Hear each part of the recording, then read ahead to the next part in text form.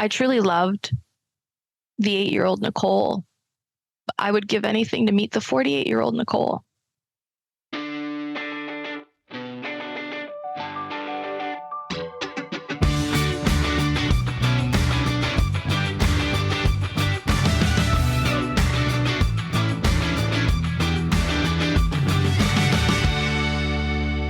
Welcome to Closer Look. It's Monday, the 8th day of September 2025. We're back for the official relaunch of Closer Look, and happy to be here. Me too. The official relaunch, right? We've been toying away at this all summer, trying to get it perfect, and I think we're pretty close. It's September 8th. It's our official launch day. Closer Look is our revamped podcast, goes across the network every night at 7 o'clock. We're going to be talking about all kinds of different issues that impact people across Ontario and talking about big stories that are happening in our communities across the province. I've had a great time in the summer doing it. I think it's going to be awesome starting now. All right. And we should mention closerlookpodcast.ca is the website. If you'd like to check that out, you can subscribe to our daily newsletters. We would love for you to do that. And follow us on YouTube, Closer Look Podcast. Okay, very important show this evening as we kick off and recognize a historic 40-year anniversary. Yeah, and this is the kind of stuff we're going to talk about on this show. Everyone knows the name. I think a lot of people know the name Nicole Morin. She was a little girl, an 8-year-old girl who vanished from a West End Toronto apartment 40 years ago, July 30th, 1985. She was a year younger than me. Right. So she could have been in my elementary school. That's the same generation as me. She vanished. It triggered one of the biggest police investigations in Canadian history, definitely the biggest police investigation at the time for the Toronto Police. Yeah. And she literally vanished from thin air, Scott. There was never any physical evidence found of her disappearance. They canvassed that neighborhood for days and days. They set up a 20-person task force. I believe the number it's tens of thousands of man hours were put into this investigation and nothing. So it's been 40 years, and every anniversary, advocates, friends, the Toronto Police, they usually put together something that puts it back in the spotlight. Right. In this case, there's a new $50,000 reward from the Toronto Police Service for any information leading to Nicole's whereabouts. They also released an image of what they think she would look like today. Yes, which is very powerful when you look at it and you see you put the two images beside each other of her as a little girl and this person who could be her now. Mm-hmm. So we're going to explore. We're going to keep it in the news as well. So this happened in July. This big release of this information. We're going to chat a little bit deeper today. Melissa Laschuk was a close friend of Nicole, childhood friend. They lived in the same apartment building. They walked to school together every day. They hung out in the summertime in that apartment. She went on to become a Toronto police officer, interestingly enough. And she's going to join us to talk about the case, as well as Amanda Pick, who is with the Missing Children Society of Canada, just to talk about how these cases can sometimes take this long and sort of what goes into what you can do when a case is this cold. Right. I think it's going to be a fascinating conversation and hopefully keeps the issue in the news. Toronto police are once again asking the public to help them finally solve one of the country's highest profile mysteries. On July 30th, 1985, 40 years ago, 8-year-old Nicole Morin left her top floor apartment in Etobicoke for a swim and was never seen from again. To mark the 40th anniversary of her disappearance, police are offering a $50,000 reward for information and have released a composite drawing of what she might look like today. Joining us tonight on the show to talk about the case is Melissa Laschuk, a childhood friend of Nicole's, and Amanda Pick, the CEO of the Missing Children Society of Canada, a nonprofit organization that uses technology and community engagement to help locate missing children in Canada. Welcome to you both for joining us tonight on A Closer Look. Melissa, if we can, I'm going to start with you. As a little girl, you were Nicole's best friend. Now, tell us about the Nicole that you knew. She was fantastic. We lived in the same apartment building, and her mother looked after my little brother, and she and I were only a year apart, so we spent a lot of time together, and we used to walk to school together every day, and our summers were filled with swimming in the pool, hanging out front of the condominium, and just really enjoying each other's company. She was at that point, like a sister that I didn't have. I only had one brother at that time. All right, let's go back to July 30th, 1985. You were on vacation. Do you remember coming home and hearing the news that your best friend was missing? Yes, I do. My mom was careful to be the one to let me know. I think she didn't really want me to hear it in the media. She didn't want to scare me. So she explained what happened. And obviously I was quite sad. I was hopeful at the time that we would find something that would bring her home to us. Mm-hmm. At the time, Melissa, this would have been the biggest missing person investigation, the biggest investigation in Toronto police history. I believe I've read it's 20-member task force. They ended up investing more than 25,000 hours following up leads. As a little girl yourself at that time, do you remember that event? Do you remember seeing all the police officers around? What was going through your mind as a little girl watching that? Yeah, I don't think I really had full comprehension at the time. I mean, I was 7. I did see a lot of police around. Obviously people were talking about it. And certainly when I went back to school in September, it was still a very, topic of conversation. It was right at the forefront. Amanda, I'd like to bring you into the conversation as well. Thank you. I know you can't speak to specific police investigations, this one included. But in general, when a child goes missing, how important are those initial few hours in an investigation like this? I think that they're critical, absolutely. And we know that based on locating safely children and the tragic circumstances that happen when they're not located safely. So those first few hours are critical, and that's why it's so important to engage the community right away.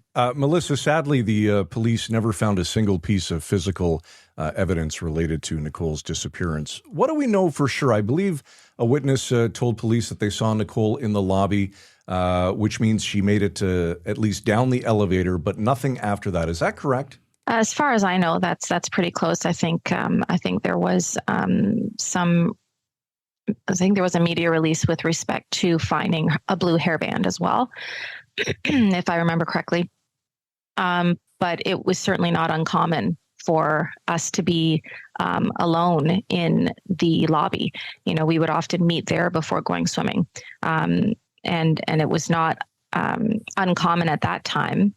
Certainly kids didn't go missing every day at that point. So there really wasn't any trepidation, I think, on the part of parents to allow their kids at that age to meet up in lobbies or out front or by the pool. And certainly my parents didn't have any issue with it. Absolutely. 1985 is kind of a whole different time when you really think about it. No, I assume no cameras or anything like that in the building either, Melissa? There had been cameras installed and they just were not operational yet. Oh my goodness. So literally days away from being operational, I assume? I guess. Yeah. I'm sorry. I'm not sure on the date. That's okay. This is probably a question you've been asked a lot, Melissa. It's been 40 years that this case has been going on. It's obviously still something very close to your heart. How often do you think about Nicole in this case? Oh, all the time. Mm-hmm. All the time. Little things will remind me of her. Certainly when I'm in the area, I'm reminded of her.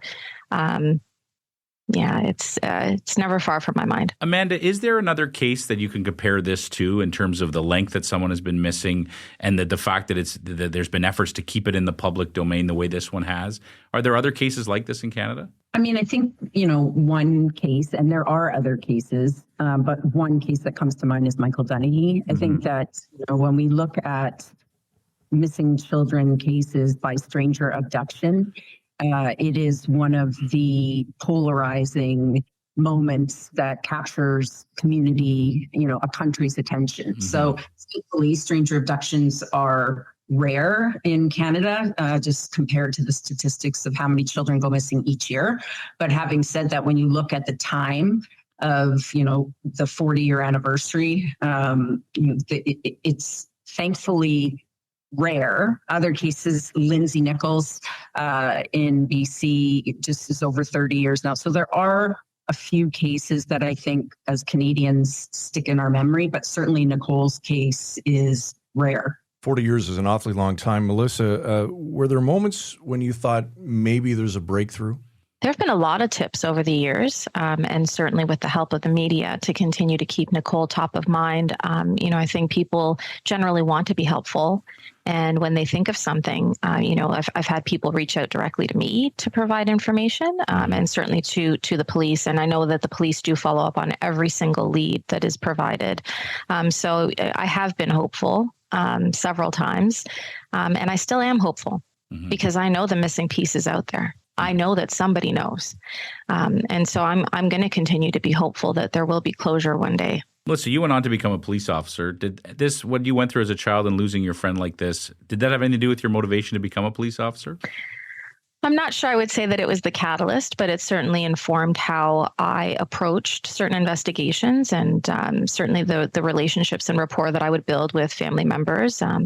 I did have occasion to investigate a lot of very serious, cases that involve death, and certainly having that lived experience and being able to identify with families in a way that perhaps others don't have, that insight for, was helpful. Absolutely. And I was very proud to be a member of the Toronto Police Service. Amanda, obviously this case is cold, but it's definitely not closed. It's still in the public's mind. And as Melissa talked about, people still hold out hope that there might be that one clue, someone will come forward. How do people hold out hope after 40 years, I guess is my question for someone in your shoes. You deal with these cases all the time. What's your message to people who say there's no way we're going to have anything happen positive in this case?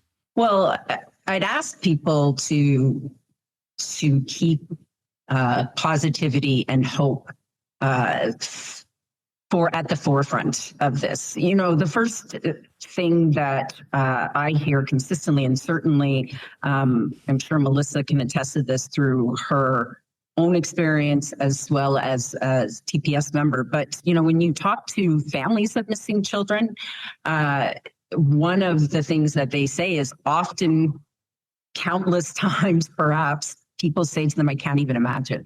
And I can tell you, even in my own role at this organization, I've been serving children, families, and partnering with police for over 15 years. We're 40 years as an organization.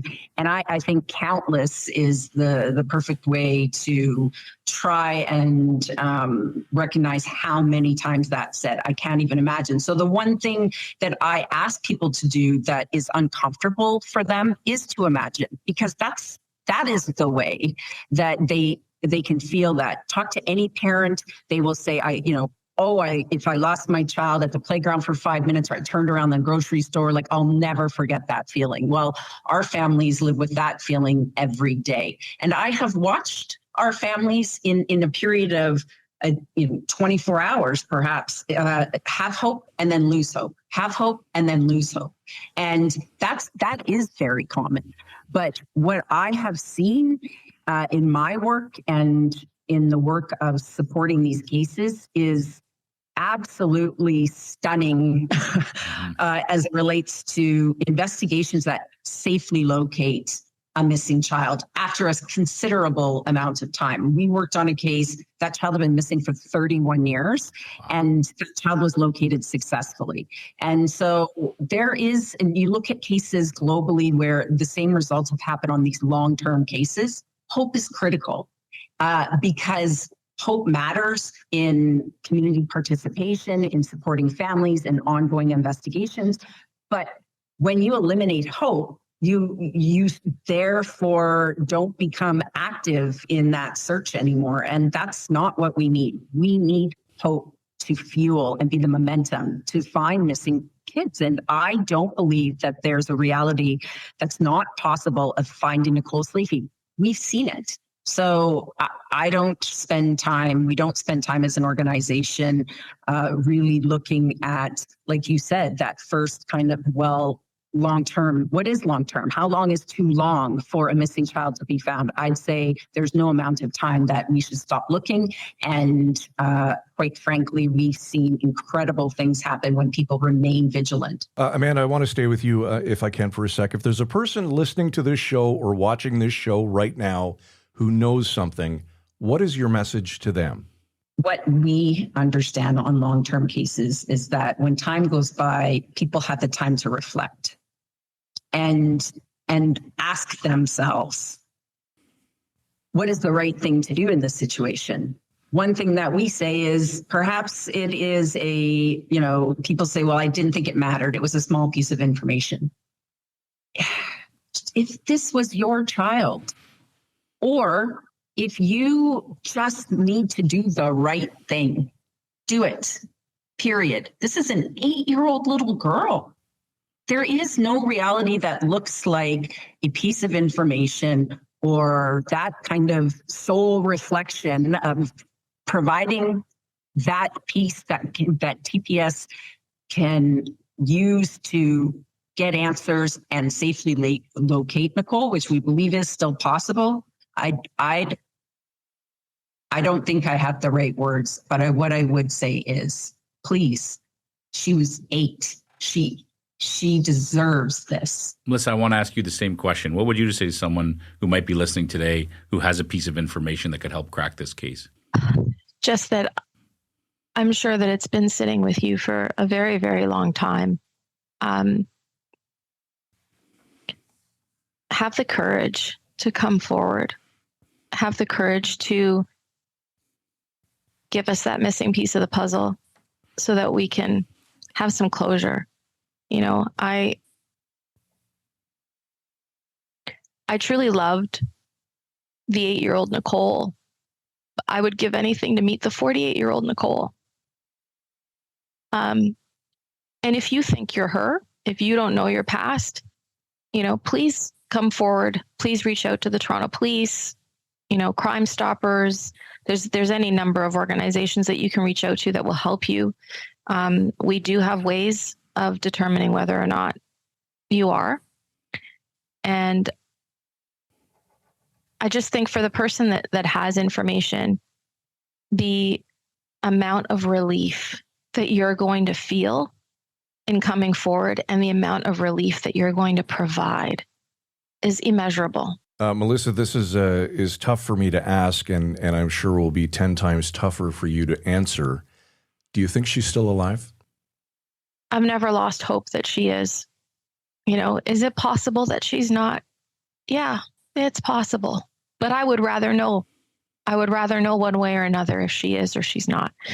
But I'm going to keep hoping that she is. I'm going to keep hoping that she's out there and she just doesn't know. As you both said, hope is so important in a case like this. That's a key thing to have. We did see the Toronto Police announce a new $50,000 reward. I want to start with that. Yeah. Maybe Amanda, I'll pass it to you. Do these rewards tend to work in a case like this? Are they helpful? Does it end up being a financial incentive for people to come forward in a case like this? I think that they have proven a successful tool, but it doesn't mean that it's required in a case either, right? So I think that this reward could incentivize somebody to move forward and take action and provide that key piece of information. Or I think, as Melissa said, it's time to be brave. And if the $50,000 is a tool in any way, shape, or form, or it incentivizes somebody who knows something and has answers, then, that's important. It's not always the tool that provides the opportunity to locate successfully, but we've certainly seen it an impactful tool, definitely. Melissa, I want to ask you about the image that was released by the Toronto Police as well, sort of what they think Nicole might look like today at age 48, as you said. What was it like for you to see that image for the first time? Did you see your old friend in that image?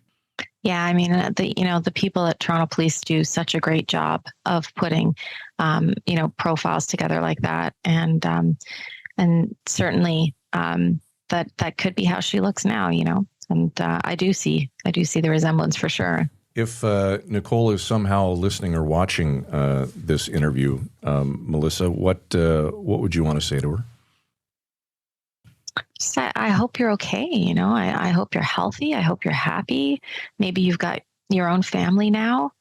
But I think it would be so great to find out. If you don't know who you are, obviously, I think it'd be really great to find out, your past and just bring closure to an awful lot of people, because it's actually not just me. It's not just Nicole's dad. It's not just Amanda and her colleagues. It's the whole city of Toronto. Honestly, everybody was so invested, and really beyond.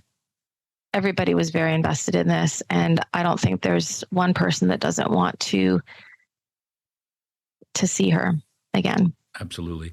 This is such an important conversation. We really appreciate you both coming on to have this conversation with us. I want to leave with this last question to both of you. I'll start with you, Amanda. Is there anything we didn't touch upon that people should know about this case or about missing children in general that you think they should know about and be thinking about today? I think it's important for people to understand that there is missing children across this country and they can make a difference. We want them to take part in the search. Without them finding missing children, vulnerable adults, it is incredibly difficult. So they're a critical piece of this. Over 30,000 children were reported missing in Canada in 2024. Every time I hear that statistic, I am shocked. And I do this work every day. Mm-hmm.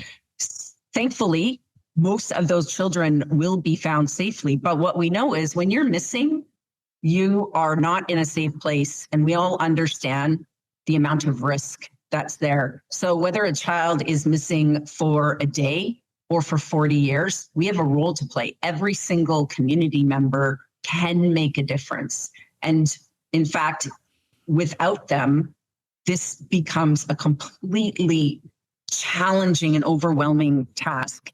Nobody wants to see children vulnerable and hurt and susceptible to risk that changes their lives forever. So because of that, I'd ask you to get involved, be ready when Toronto Police Service and other police services across Ontario and across the country need that help.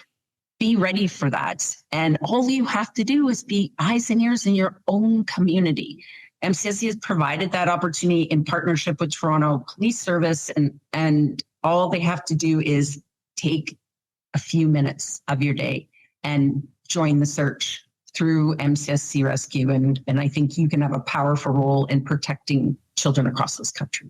Melissa, final word to you. Any closing thoughts? I would just say that if you're a person that has struggled with whether or not you should reveal this information for a long time, there could be any number of reasons, any number of situations that have really prevented you from coming forward. I would say don't let the fear of what may happen drive you to come forward. Let